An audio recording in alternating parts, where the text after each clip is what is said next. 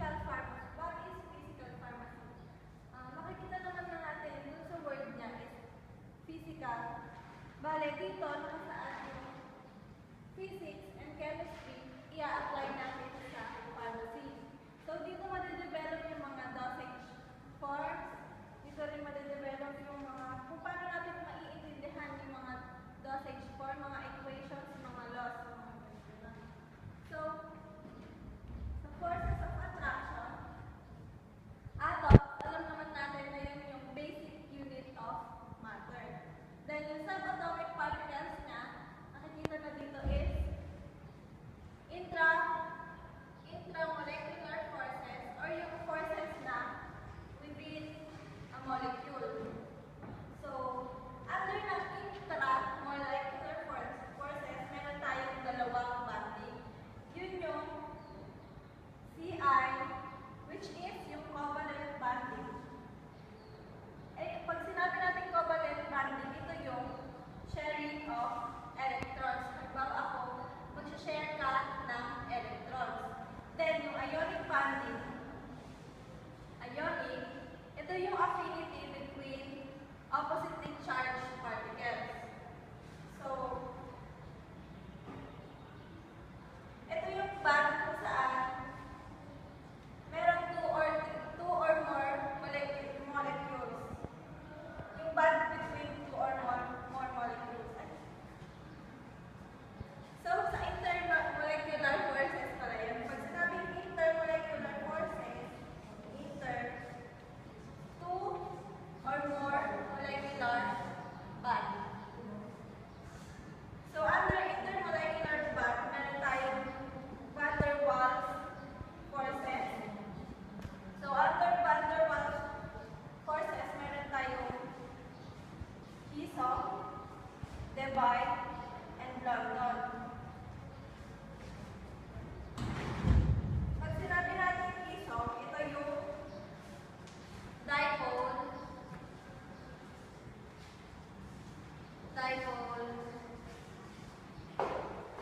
forces. So,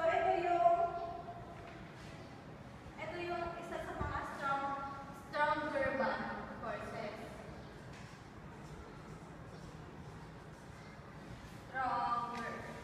Then, pag sinabing dipole, dipole, dipole,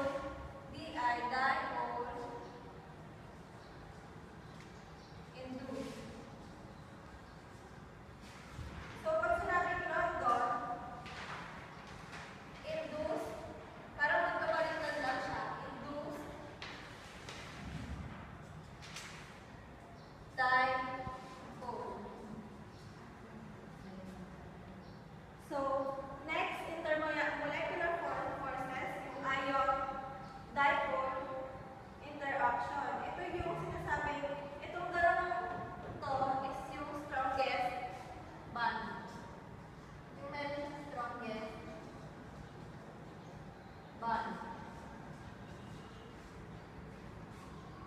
Then, yung sa hydrogen bonds, ito yung mga bonds between oxygen, nitrogen, sulfur, yeah. Then next,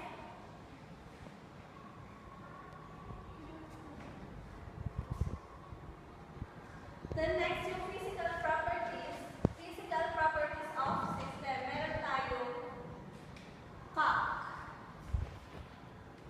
C-A-C. So, pag sinabing C, constitutive property. Bale nag-relate dun sa type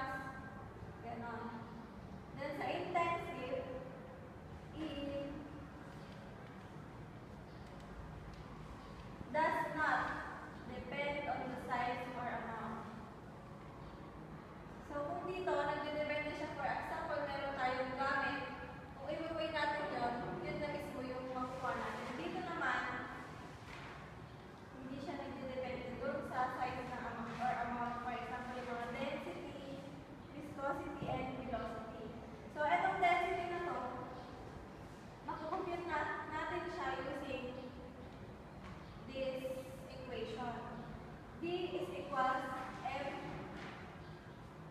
divided by volume.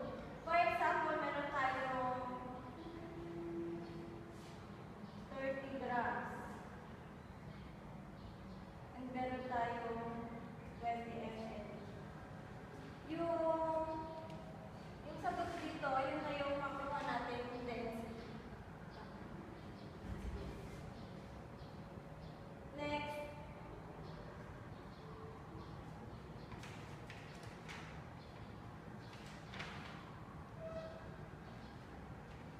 So, sa gases naman,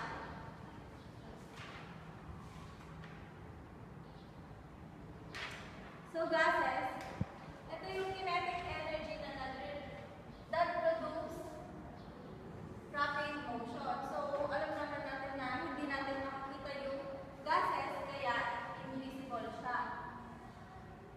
Held by intermolecular forces. So, theory of gases. Under gas laws, meron tayong Boyle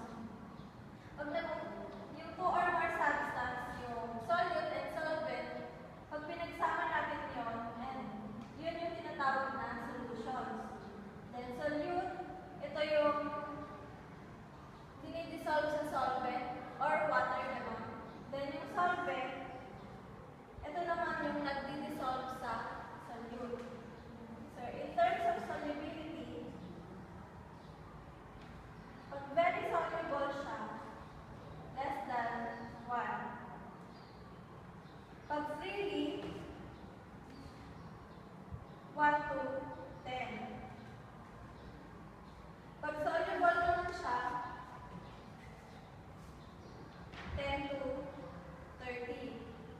Pag sparingly soluble, 30 to 100. Pag slight soluble, 100 to 1,000. Pag very soluble, very slightly soluble, 1,000 to 10,000. Tapos pag hindi na siya soluble talaga, yung solute hindi na siya ma-dissolve sa solvent, greater than 10,000.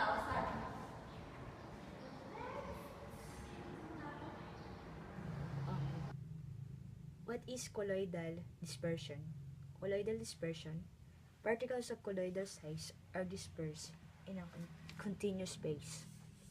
Under of colloidal dispersion, meron tayong lipophilic, lipophobic, and association or amphiphilic. Lipophilic, solvent loving. Para matandaan natin yung lipophilic, syempre pag feel na feel natin, mas mamahalin natin syempre. Pag lipophobic, pag may phobia ka, parang may phobia ka. Parang hate na hate mo na yun na mangyari sa'yo, di ba? Pag naman association, water, and fat loving, kaya siya amphiphilic. Dito naman tayo ngayon sa properties of colloids. Meron tayong optical, kinetic, electric. Optical, Faraday-Tyndall effect, ibig sabihin scatter light. Pag sinabing scatter light, naghihiwa-hiwalay yung particles. Sa kinetic naman, Brownian motion, movement of particles. At tiny points of light in a ultra microscope. So makikita natin yung movement ng particles doon sa microscope. And then sa electric, meron tayong dalawa na under ng electric, si Nernst potential and then si zeta potential. Pag sinabing Nernst potential, also known as electro-thermodynamic potential. Para matandaan natin si Nernst potential, tandaan natin si ER dito sa thermodynamic. So, THE-ER, thermodynamic. Dito naman sa zeta potential, also known as electrokinetic potential.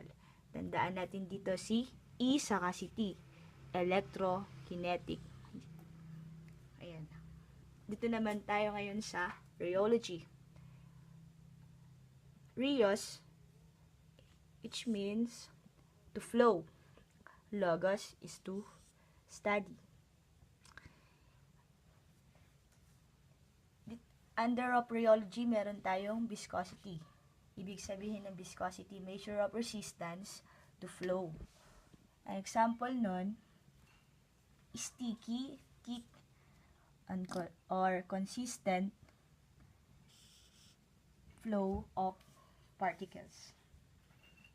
Liquid, consistent flow of liquid. Under of viscosity, meron tayong absolute viscosity, kinematic viscosity, and relative viscosity. Pag sinabing absolute viscosity, internal resistance to flow na isang fluid, yun yung ibig sabihin na absolute. Internal resistance to flow na isang fluid. Pag sinabing kinematic viscosity, substance to flow under the influence of gravity. Kinematic, under the influence of gravity. Pag sinabing relative viscosity, when testing the polymers in solution, inagamit siya for solution. Dito naman tayo ngayon sa Newtonian flow or linear relationship. Ang example natin dito sa Newtonian flow ay tandaan natin dito sa W, water, letter E, ethanol, letter A, acetate. Pag naman non-Newtonian flow, meron tayong shear-dependent viscosity and time-dependent viscosity. May dalawa tayo sa non-Newtonian, dependent and time-dependent viscosity.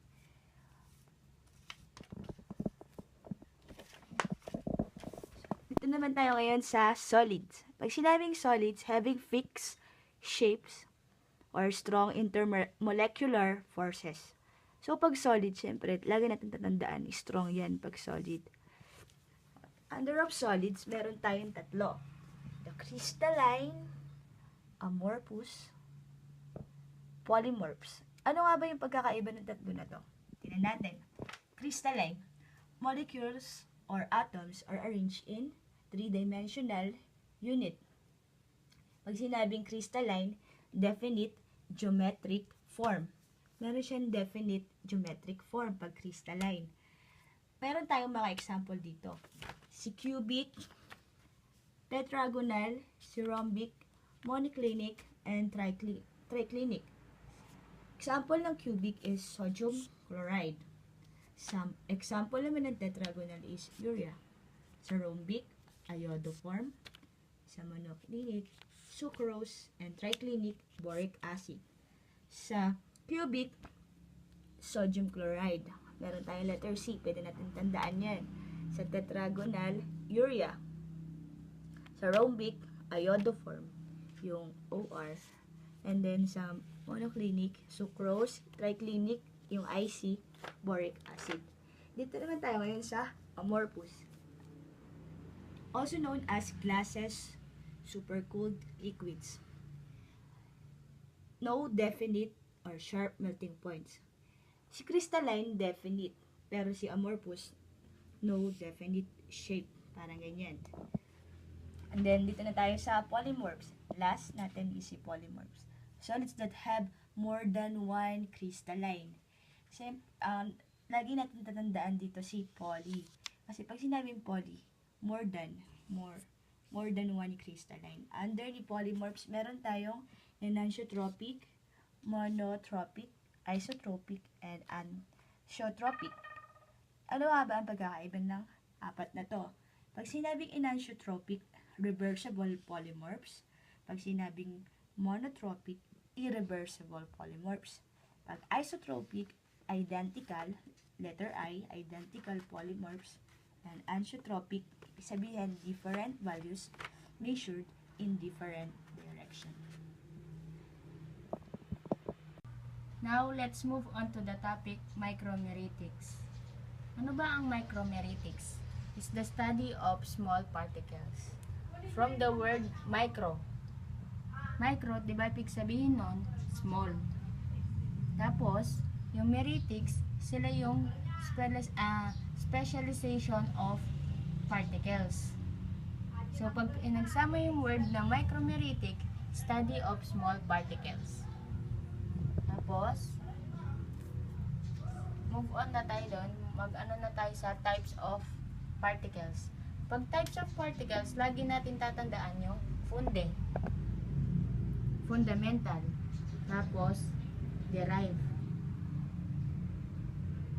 Tapos, pag sinabing sa fundamental, sila yung inherent in all individual particles. Tapos, yung mga example niya, size, shape, volume, at density. Para matandaan natin yung fundamental, yung meaning niya, tsaka yung mga examples niya, pag sinabing inherent, di ba, ito yung mga something permanent. I-relate natin sa fundamental, something important. Kaya ganon. Tapos, yung size, shape, volume, at density, para matandaan na lang natin, C siya, may vol din. Yun, size, shape, volume, density. Tapos, yung derived naman, sila yung combination of fundamental. Tapos, example niya, bulk density, granule volume, tsaka porosity. Diba sa fundamental, meron tayong mga volume at density. Kaya parang pinagmix lang sila ng mga word na yung bulk density, tsaka granule volume. So, si porosity, wala siyang kapartner. Tapos, yung mga, ano na tayo, sa mga size ng So, sa size naman tayo ng mga particle size. So, yun. Mnemonics natin doon, cocofibule. Ito yung coarse, conventional, fine, very fine, ultra fine. Pag sinabing coarse, dahil sa bigatin sila greater than 1,000 micrometer.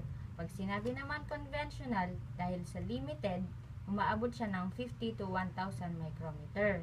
Yung fine naman, tama lang yung size, kaya nagiging 1 to 50 micrometer.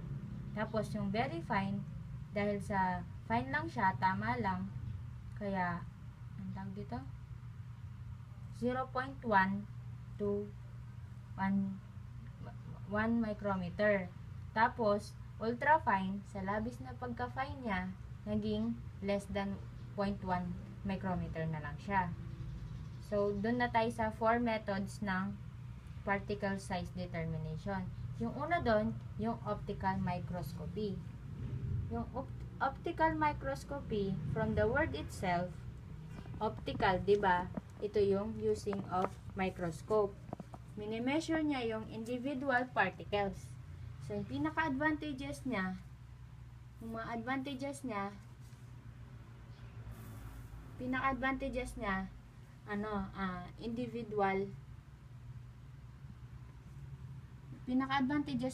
individual particle seen. So, yung mga particles niya pwedeng makita.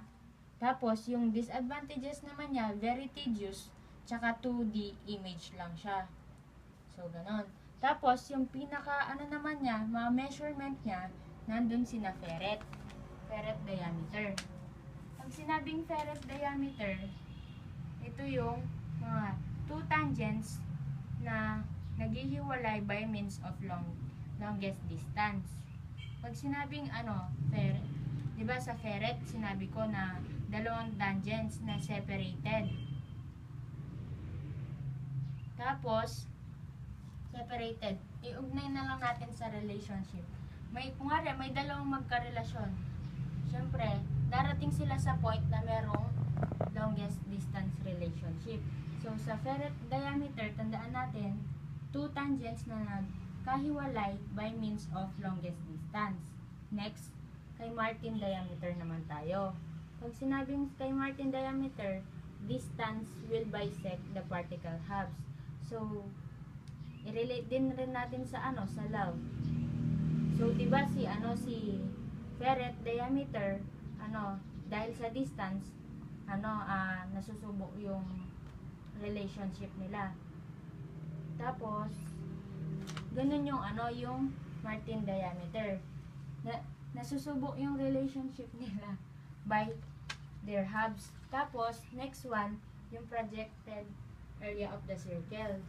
So, di ba, yung ferret, nagkahiwalay sila by longest distance.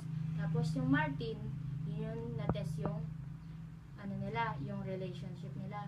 Pagdating naman kay projected area of the circle, ito naman yung diameter ng circle ay will enclose the particle.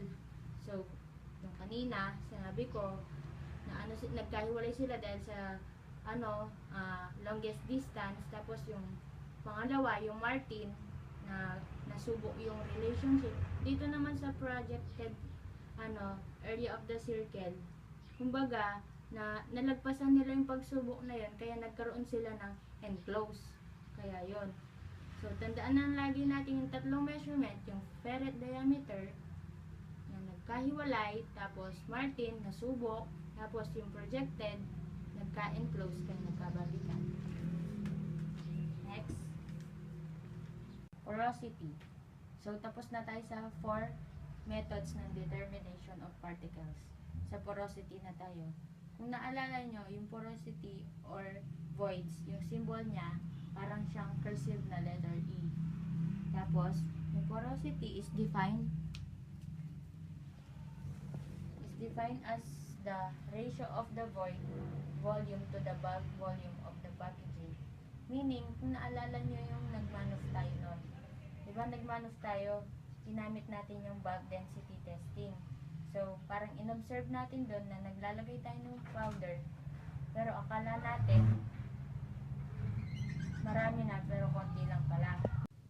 Diba, kung naalala natin diba sa Manoff, yung bulk density testing na ginawa natin sa Swiss, na-observe natin yung paglagay natin ng powder. Naakala natin, marami na, pero pagkaano natin ng data, konti lang pala. So, parang ganun yung porosity.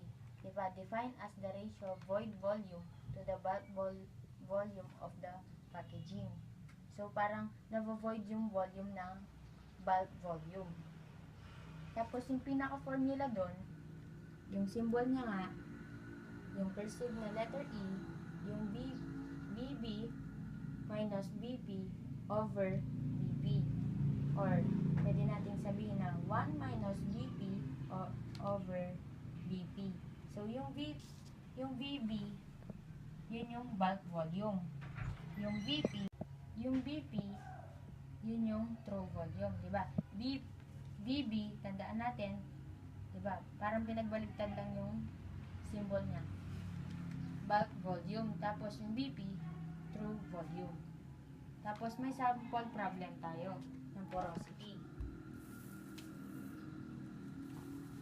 Yung sample problem ng porosity, a sample of calcium oxide powder with a true density ng 3.203 and weighing 131.3 grams, so na was found to have a bulk volume of 82.0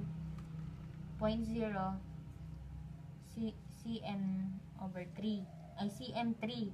Tapos when placed in 100 ml graduated cylinder, so gagamitin natin yung formula na kanina, yung VP minus BP over BP.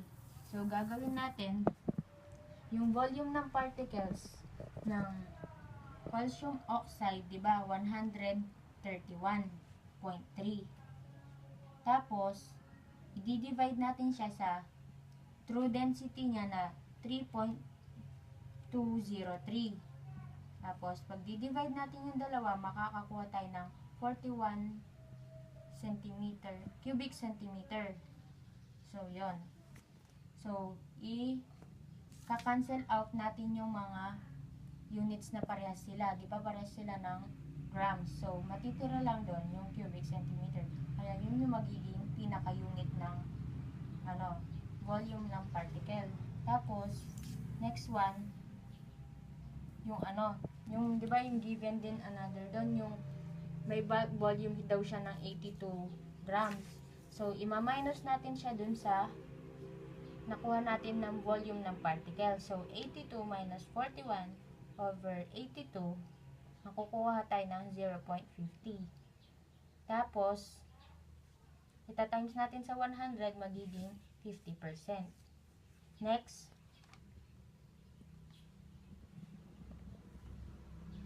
yung properties of powders for granulation. Tandaan natin lagi yung flow ko. Fluidity, compressibility, yan, flow ko.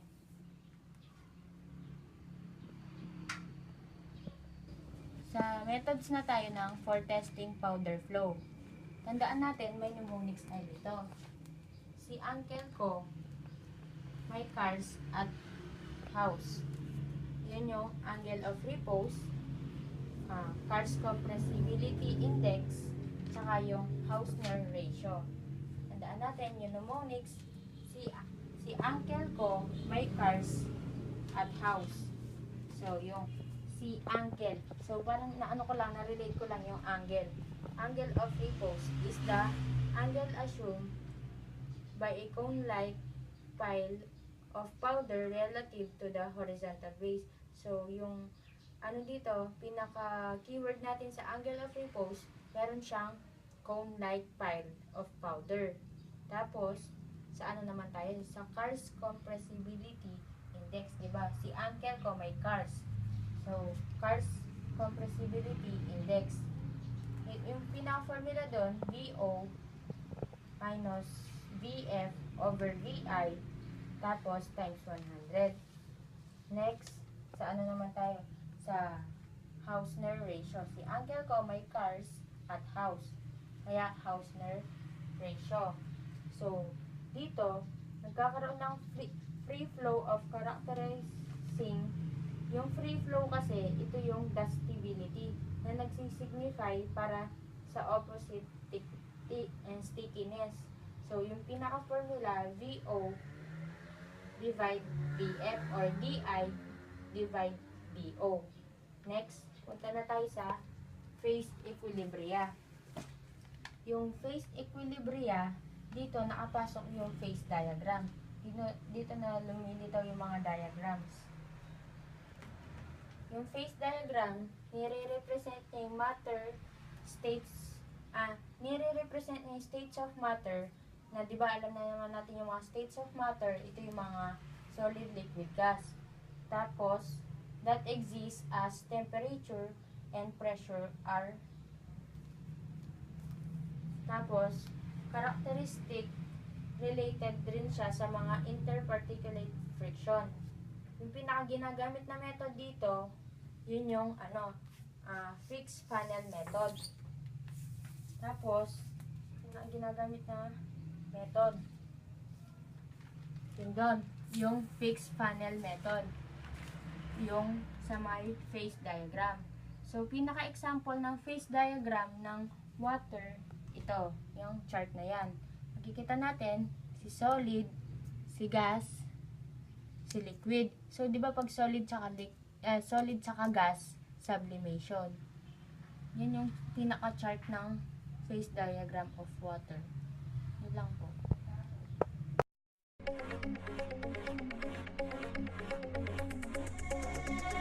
Plant a seed inside the earth. Just one way to know